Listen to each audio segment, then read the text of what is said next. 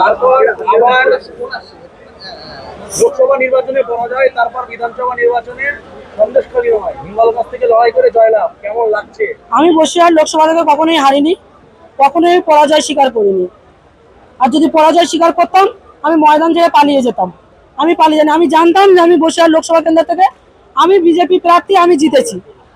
এটা যে যাই বলুক, তৃণমূলের অনেক চাঙ্গপাঙ্গ আছে, তারা বলবেন, কিন্তু আমার কারোর কথা আমার আমার বেঁচে আমি কান দেই না। আপনারাও ভালো করে জানেন, যদি কান দিতাম অনেক কিছুই হতো। আমি কান দেই না। আমি একটা জিনিসকে বিশ্বাস করি, নিজের চোখ আর নিজের কানে শোনাটা। তাই আমি জিতে আছি। এটা তৃণমূল সরকার যতই চক্রান্ত করুক, আবার আমরা হিঙ্গলগঞ্জ বিধানসভা জিতেছি। এটা একসাথে দুটো দুটো লোকসভা জেতার আনন্দে একটা পার্টি, আর হিঙ্গলগঞ্জ বিধানসভা জেতার একটা পার্টি, এবং সাথে সাথে আমার সন্দেশখালীর একটা বিধানসভা জেতা পার্টি। এটা একসাথে আমরা হিঙ্গলগঞ্জ সন্দেশখালী মিলে একসাথে একটা মানে আনন্দ করে একটা উল্লাস করবো আমরা। আপনার হিঙ্গলগঞ্জে প্রথম কাজ কি হবে? হিঙ্গলগঞ্জের প্রথম কাজ হবে রেল লাইন। কেননা রেল লাইনটা আমাদের মূল উদ্দেশ্য। রেল লাইনের সাথে সাথে রাস্তা এবং ব্রিজ, এই দুটো জিনিস আমাদের চলে আসছে। তারপরে শুদ্ধ পানীয় জল, সুস্থ পানীয় জলের সাথে সাথে স্বাস্থ্য, শিক্ষা, এবং আমাদের যে নদী নদী বাঁধের যে দেখেছেন আপনারা, কংক্রিট বাঁধ হওয়ার কথা ছিল, হয়নি। সেই কংক্রিট বাঁধ, এবং এখানে শিল্প ব্যবস্থা হবে, যাতে মানুষ মানুষ যাতে তামিলনাড়ু, ব্যাঙ্গালোরে পরিযায়ী শ্রমিক হয়ে না যেতে পারে, এখানে শিল্প হয়, এখানে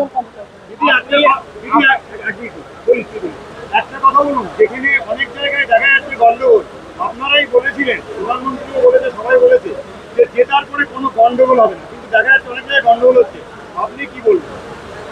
দেখুন, গত 15 বছর ধরে যেটা আপনি দিয়েছেন সেটা তো অবশ্যই ফিরে পাবেন। সেটা পুরোটাই না পান, কিঞ্চিত পরিমাণে তো ফিরে পাবেন। কারণ রেখাপাত্রের সাধ্য নেই যে মানুষের যে ক্ষতি হয়েছে সেই ক্ষতি মানুষ রেখাপাত্র পূরণ করে, কিন্তু রেখাপাত্র এখন থেকে রেখাপাত্র মানুষের পাশে যতটুকু হতে হবে পূরণ করার চেষ্টা করবে।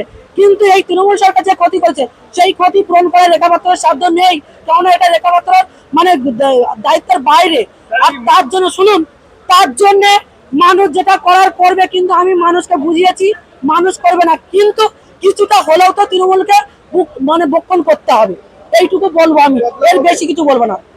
অবশ্যই বদলা হবে, বদল হয়েছে, বদলাও হবে। আর দিদি বলছি, আপনি জয়লাভ করেছেন, এর আগে দেখা যাচ্ছে মহিলাদের জন্য আপনি লড়াই করেছিলেন, মহিলাদের জন্য আপনার বিশেষ কি বার্তা থাকবে? দেখুন, মহিলাদের জন্য আমি একটাই কথা বলবো, যে মহিলা, আমি একা মহিলা নই এই পশ্চিমবঙ্গে। এই পশ্চিমবঙ্গে আমি একা মহিলা নই, কিংবা মমতা বন্দ্যোপাধ্যায় একা মহিলা নন। যে মহিলা মুখ্যমন্ত্রী হয়েও আজকে আমাদের ভোট দিয়ে একজন মহিলা মুখ্যমন্ত্রী বানিয়ে, তার থেকে আমরা কোনো রকম কোনো পরিষেবা পেলাম না, এবং আমাদের সাথ পেলাম না সেই মুখ্যমন্ত্রী। কিন্তু আমি বলবো, ওই মুখ্যমন্ত্রী আলাদা একটা প্ল্যাটফর্ম থেকে উঠে এসেছিলেন, ওই জন্য বিশেষ এক সম্প্রদায়কে বিশ্বাস করেছিলেন। আমি প্রত্যেকটা সম্প্রদায়কে বিশ্বাস করি। যেমন আমি আমার সনাতন হিন্দু ধর্মকে বিশ্বাস করি, তেমন আমি মুসলিম ধর্ম, জৈন, খ্রিস্টান প্রত্যেকটা ধর্মকে বিশ্বাস করি। কারণ মানুষ ধর্ম বড় ধর্ম, মানুষ যেটা করে সেটাই সব থেকে শেষ কথা হয়। এখানে মানুষ ছাড়া অন্য কিছু হয় না। আর যেটা বলছেন মা বোনেদের জন্য, আমি এখনো বলবো যে আমাদের বিজেপি সরকার এসেছে বলে যে আপনাদের সাথে আমরা অব্যবহার করবো কি খারাপ ব্যবহার করবো তা নয়। আপনারা যেটুকু করেছেন, হয়তো আমি না, কিন্তু অন্য কারো ক্ষতি করেছেন, সে ক্ষতির কিছুটা হলে তো আপনারা গুণগারি গুনতে হবে। সেটা আমার সাধ্য নেই গুণগারি গুণার।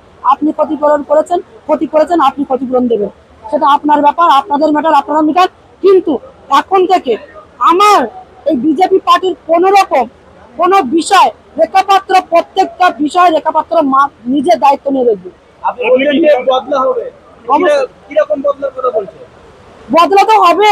তৃণমূল সরকার ঘরের থেকে মেয়েদেরকে তুলে নিয়ে গেছে, বাইক বাইদিতে তুলে নিয়ে গেছে, পিঠে বানাতে নিয়ে গেছে, ঘরের মা বলে যে সুন্দরী দেখে পার্টি অফিসে আটকে রেখেছে। বদলা হবে না? বদল হয়েছে, বদলা হবে। সম্মানের বদলে সব সম্মান, তাদেরও সম্মান, ঘরের সম্মান, তাদের ঘরের পুরুষ মানুষ, যেসব পুরুষ মানুষ নিয়ে গেছিল তাদেরকেও রাস্তাঘাটে পেলে সেই মা বোনেরা অসম্মান করবে। আর তার জন্য আমি পুরো সম্মান দিই। কিন্তু মহিলাদের পাশে আমরা আছি। সে যদি তৃণমূলের বড় বড় নেতার ঘরে হয় না কেন, আমরা সেই মহিলার পাশে আছি। কারণ মহিলাদের সম্মান হাটে বাজারে কিনতে পাওয়া যায়। তারপর আবার লোকসভা নির্বাচনে পরাজয়, তারপর বিধানসভা নির্বাচনে সন্দেশখালী হয়, হিঙ্গলগঞ্জ থেকে লড়াই করে জয়লাভ, কেমন লাগছে?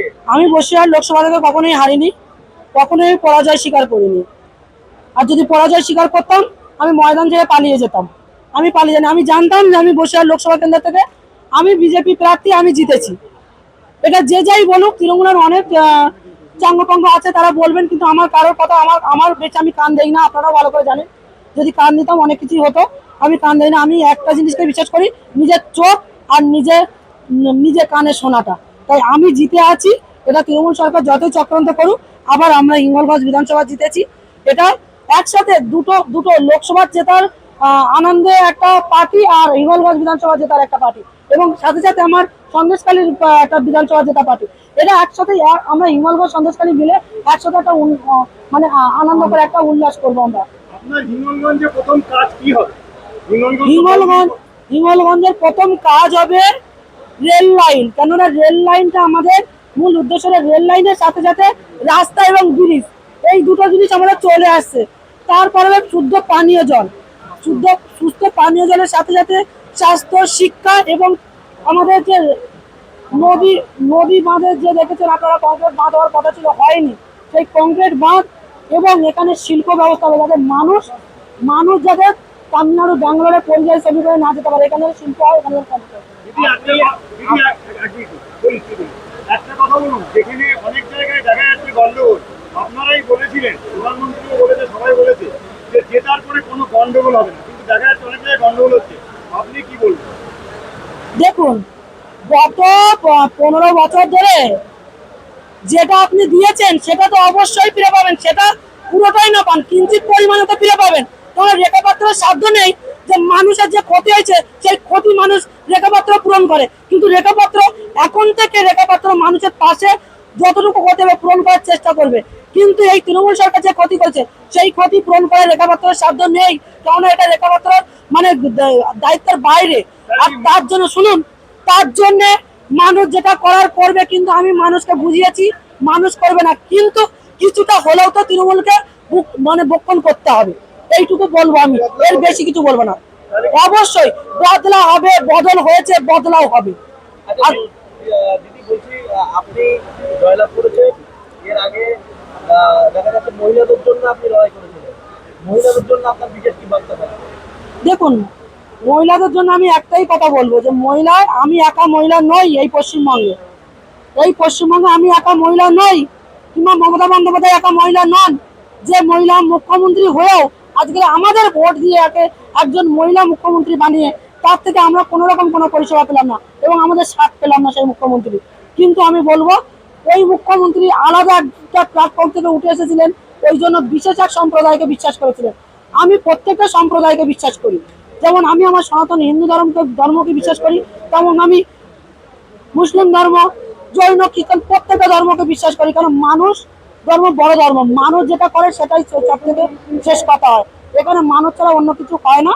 আর যেটা বলছেন মা বোনেদের জন্য, আমি এখনো বলবো যে আমাদের বিজেপি সরকার এসেছে বলে যে আপনাদের সাথে আমরা অব্যবহার করবো কি খারাপ ব্যবহার করবো তা নয়। আপনারা যেটুকু করেছেন, হয়তো আমি না, কিন্তু অন্য কারো ক্ষতি করেছেন, সে ক্ষতির কিছুটা হলে তো আপনারা গুণগারি গুনতে হবে। সেটা আমার সাধ্য নেই গুণগারি গুণার। আপনি ক্ষতিপূরণ করেছেন, আপনি ক্ষতিপূরণ দেবেন, সেটা আপনার ব্যাপার, আপনাদের ম্যাটার, আপনারা মিটার। কিন্তু এখন থেকে আমার এই বিজেপি পার্টির কোনো রকম কোনো বিষয় রেখাপাত্র, প্রত্যেকটা বিষয় রেখাপাত্র নিজের দায়িত্ব নিয়ে দেখবে। আপনি বলছেন যে বদলা হবে, কিরকম বদলার কথা বলছেন? বদলা তো হবে। তৃণমূল সরকার ঘরের থেকে মেয়েদেরকে তুলে নিয়ে গেছে, বাইক বাইকে তুলে নিয়ে গেছে, পিঠে বানাতে নিয়ে গেছে, ঘরের মা বোনেদের সুন্দরী দেখে পার্টি অফিসে আটকে রেখেছে। বদলা হবে না? বদল হয়েছে, বদলা হবে। সম্মানের বদলে সব সম্মান, তাদেরও সম্মান, ঘরের সম্মান, তাদের ঘরের পুরুষ মানুষ, যেসব পুরুষ মানুষ নিয়ে গেছিল তাদেরকেও রাস্তাঘাটে পেলে সেই মা বোনেরা অসম্মান করবে, আর তার জন্য আমি পুরো সম্মান দেই। কিন্তু মহিলাদের পাশে আমরা আছি। সে যদি তৃণমূলের বড় বড় নেতার ঘরে হয় না কেন, আমরা সেই মহিলার পাশে আছি। কারণ মহিলাদের সম্মান হাটে বাজারে কিনতে পাওয়া যায়।